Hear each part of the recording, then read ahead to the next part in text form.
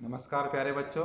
आज हम ऑनलाइन माध्यम से कक्षा 10वीं की हिंदी पाठ्य पुस्तक क्षितिज भाग 2 में संकलित पाठ बाल गोविंद भगत पढ़ेंगे। इस पाठ के लेखक का नाम है राम वृक्ष बेनीपुरी।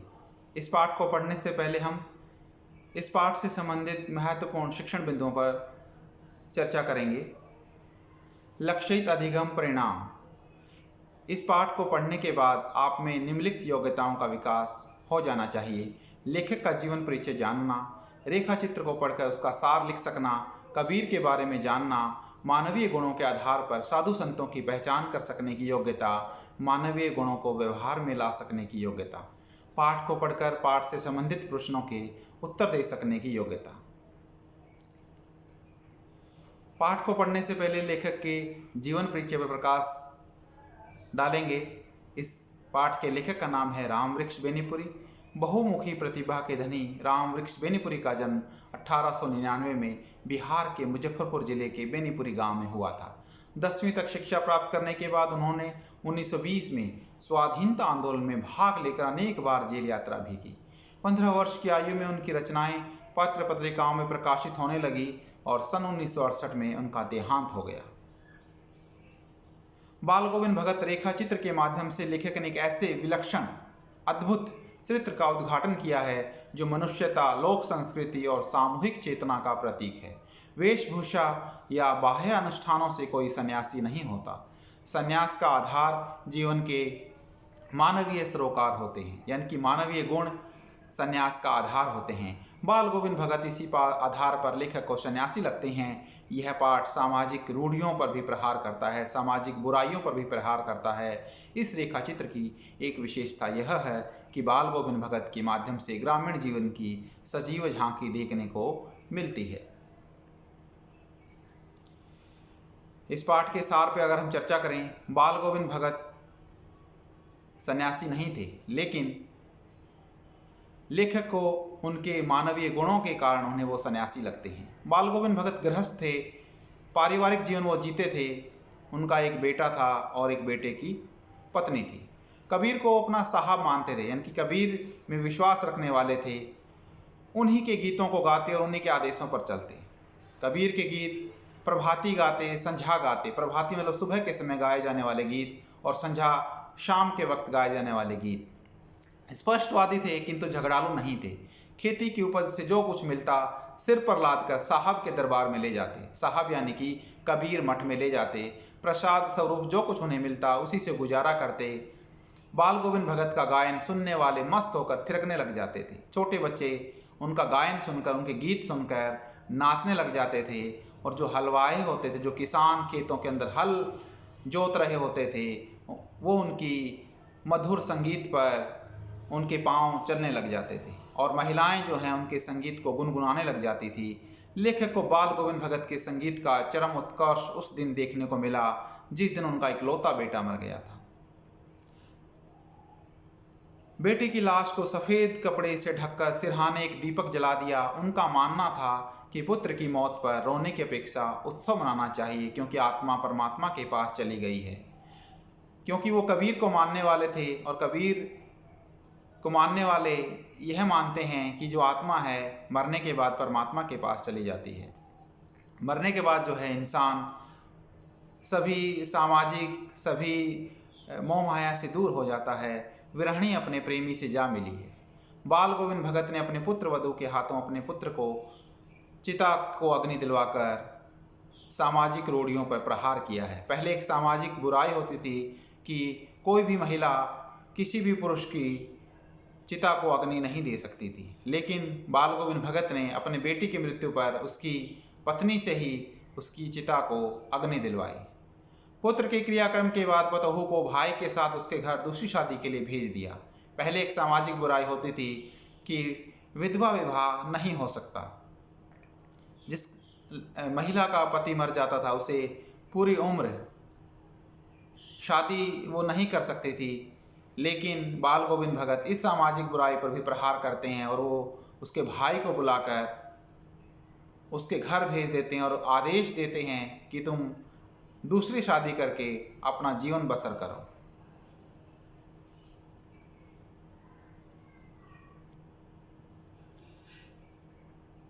भाषा प्रयोग, आम बोलचाल की भाषा का प्रयोग किया गया है। भाषा में तत्सम तद्भव शब्दों के साथ साथ देशज शब्दों का भी प्रयोग हुआ है। तत्सम शब्द वह होते हैं जो संस्कृत से ज्यों के त्यों लिए गए हैं। तद्भव कुछ परिवर्तन के साथ हिंदी भाषा में ले लिए गए हैं। और देशज शब्द वो होते हैं जो उस लोकल भाषा के शब्द हैं या स्थानीय भाषा के शब्द हैं। भाषा चित्रात्मक तथा भाव और विषय के अनुकूल है। तत्सम शब्दों का प्रयोग हुआ है आवृत, श्रम बिंदु, स्नान, ध्यान, संत समागम, लोक, दर्शन। तद्भव शब्दों का इस्तेमाल हुआ है सहारा, नहाने धोने, आसमान, पूरब। और कुछ स्थानीय शब्दों का इस्तेमाल हुआ है अधरतिया, कमली, संझा, पतोहू, तूल। शब्द संपदा, अगर हम कठिन शब्दों की बात करें, कमली, कमली का अर्थ है कंबल, पतोहू पुत्र वधू, अधरतिया का मतलब है आधी रात, निस्तब्धता सन्नाटा, बोदा मतलब कम बुद्धि वाला, कमजोर भी कह सकते हैं, संबल, संबल का अर्थ है सहारा। बाल गोविंद भगत पाठ को पढ़कर उसकी चारित्रिक विशेषताओं पर अगर हम प्रकाश डालें तो बाल गोविंद भगत कबीर को अपना आदर्श मानते थे, जीवन में सदा सत्य बोलते थे, स्पष्टवादी थे, पराई वस्तुओं को नहीं छूते थे, अगर छूते भी थे तो उसके मालिक से पूछकर वो उसे व्यवहार में लाते थे। सादा व आडंबर रहित जीवन वो व्यतीत करते थे। विधवा विवाह के माध्यम से समाज की संकीर्ण विचारधाराओं और मान्यताओं को उन्होंने तोड़ा।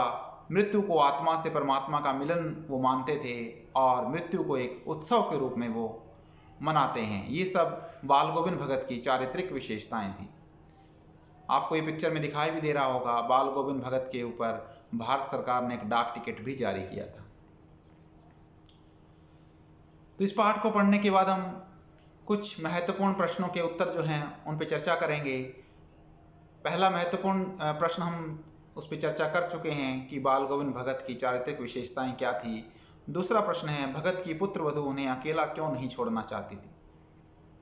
इसका उत्तर है भगत की पुत्र वधू उन्हें अकेला छोड़कर नहीं जाना चाहती थी क्योंकि भगत के बुढ़ापे का एकमात्र सहारा थी। क्योंकि भगत के बेटे के मर जाने के बाद भगत की देखभाल करने वाला कोई और नहीं था, केवल भगत की पतोहू ही उनका देखभाल करने वाली थी। इसलिए वो उन्हें अकेला छोड़कर नहीं जाना चाहती है, क्योंकि अगर वो अकेले रह गए तो उनका खाना पीने का ध्यान कौन रखेगा, उनको दवाई आदि कौन देगा। तीसरा प्रश्न है भगत ने अपने बेटे की मृत्यु पर अपनी भावनाएं किस तरह व्यक्त की। बेटे की मृत्यु पर भगत ने पुत्र के शरीर को एक चटाई पर लिटा दिया, उसे सफ़ेद चादर से ढक दिया तथा वे कबीर के भक्ति गीत गाकर अपनी भावनाएं व्यक्त करने लगे। भगत ने अपने पुत्र वधू से कहा कि यह रोने का नहीं बल्कि उत्सव मनाने का समय है। विरहणी आत्मा अपने प्रियतम परमात्मा के पास चली गई है। उन दोनों के मिलने से बड़ा आनंद और कुछ नहीं हो सकता। इस प्रकार भगत ने शरीर की नश्वरता और आत्मा की अमरता का भाव व्यक्त किया है। यानी कि जो शरीर है वो नश्वर है, उसको एक न एक दिन नष्ट हो ही जाना है, लेकिन जो आत्मा है वो अजर अमर है और वो वापस से परमात्मा के पास चली जाती है। चौथा प्रश्न भगत के व्यक्तित्व और उनकी वेशभूषा को अपने शब्दों में चित्र प्रस्तुत कीजिए। बाल गोविंद भगत एक गृहस्थ थे, लेकिन उनमें साधु सन्यासियों के गुण भी थे। वे अपने किसी काम के लिए दूसरों को कष्ट नहीं देना चाहते थे। बिना अनुमति के किसी वस्तु को हाथ नहीं लगाते थे। कबीर के आदर्शों को पालन करते थे। सर्दियों में भी अंधेरा रहते ही पैदल जाकर गंगा स्नान करके आते थे तथा भजन गाते थे। वेशभूषा से वे साधु लगते थे। उनके मुख पर सफ़ेद दाढ़ी तथा सिर पर सफ़ेद बाल थे। गले में तुलसी की जड़ की माला पहनते थे। सिर पर कबीर पंथियों की तरह टोपी पहनते थे। शरीर पर कपड़े बस नाम मात्र के थे, केवल एक वो लंगोटी पहने रखते थे। सर्दियों के मौसम में बस एक काला कंबल ओढ़ लेते थे तथा मधुर स्वर में भजन गाते फिरते थे। पांचवा प्रश्न है बाल गोविंद भगत की दिनचर्या लोगों के अचरज का कारण क्यों थी, हैरानी का कारण क्यों थी, उनकी जो दैनिक जो आदतें थी। बाल गोविंद भगत की दिनचर्या लोगों के अचरज का कारण इसलिए बन गई थी क्योंकि वे जीवन के सिद्धांतों और आदर्शों का अत्यंत गहराई से पालन करते हुए अपने आचरण में उतारते थे। जिस बात को वो ठान लेते थे उसको वो मानते भी थे। ऐसा नहीं था कि उनकी कथनी और हो या करनी और हो, उनकी कथनी और करनी एक जैसी थी। वृद्ध होते हुए भी उनकी स्फूर्ति में कोई कमी नहीं थी।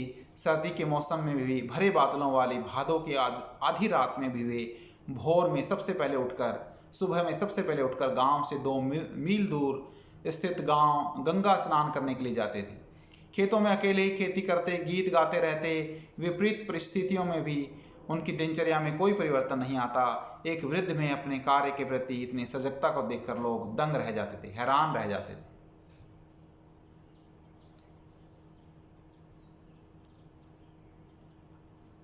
इस पाठ को पढ़ने के बाद, उनके प्रश्नों पर चर्चा करने के बाद हम पुनरावृत्ति करेंगे। आप जो हैं प्रश्नों के सही उत्तर बताएंगे। पहला प्रश्न है, आत्मा को क्या कहा गया है? बहुविकल्पी प्रश्न है ये।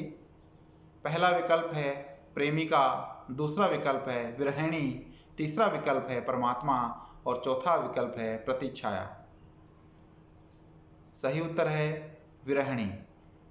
बाल गोविंद भगत आत्मा को विरहिणी कहते थे। दूसरा प्रश्न, भगत के घर में किसकी मृत्यु पर शोक मनाया जा रहा है?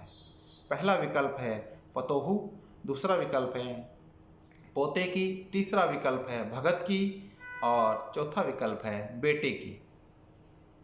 बिल्कुल सही उत्तर है आपका बेटे की। बाल गोविंद भगत जो है अपनी बेटी की मृत्यु पर जो है शोक मना रहे हैं। हालांकि वो शोक नहीं मना रहे हैं, बाकी लोग शोक मना रहे हैं, वो तो उसको उत्सव के रूप में ले रहे हैं। मृत्यु पर हमेशा विजयी कौन होता आया है? पहला विकल्प है विश्वास, दूसरा विकल्प है ईमानदारी, तीसरा विकल्प है बेईमानी और चौथा विकल्प है जालसाजी। तो इसका सही उत्तर है विश्वास। चौथा प्रश्न है, दरबार से क्या तात्पर्य है? क्योंकि वो इस पाठ में आपने पढ़ा होगा कि बाल गोविंद भगत जो है फसल जो है या अनाज है पैदा होने के बाद वो दरबार में ले जाते थे। तो दरबार से क्या तात्पर्य है? दरबार का क्या मतलब है? पहला विकल्प है राजा का दरबार, दूसरा विकल्प है जमींदार का घर, तीसरा विकल्प है मंदिर और चौथा विकल्प है कबीर मठ। तो इसका सही उत्तर है कबीर मठ। यहाँ पे कबीर मठ में वो अपना अनाज लेकर जाते थे, उन्हीं वो दरबार बोलते थे और कबीर को अपना साहब मानते थे।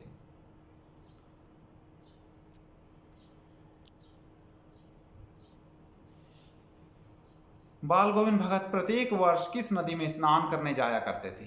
पहला विकल्प है गंगा नदी में, दूसरा विकल्प है यमुना नदी में, तीसरा विकल्प है गोदावरी नदी में और चौथा विकल्प है उपरोक्त में से कोई नहीं।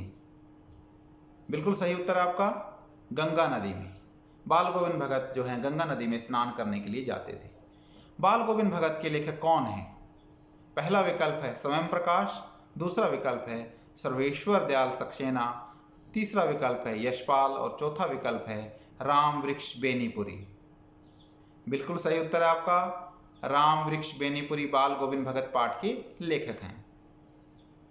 अब कुछ गृह कार्य जो आप पाठ पढ़ने के बाद आपने पाठ को अच्छे से समझ लिया, तो इसके आधार पर आप जो है कुछ गृह कार्य करेंगे। पहला प्रश्न जो आपको गृह कार्य में करना है, क्या साधु की पहचान पहनावे के आधार पर की जानी चाहिए?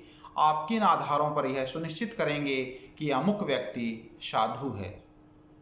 दूसरा प्रश्न है, पाठ के आधार पर ग्रामीण परिवेश का वर्णन अपने शब्दों में करो। इन दोनों ही प्रश्नों के उत्तर आप बहुत आसानी से दे सकते हैं।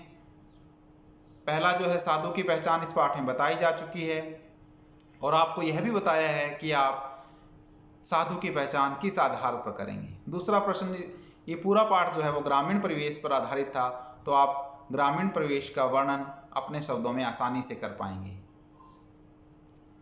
धन्यवाद। आज के पाठ में इतना ही और अगली वीडियो में हम फिर मिलेंगे।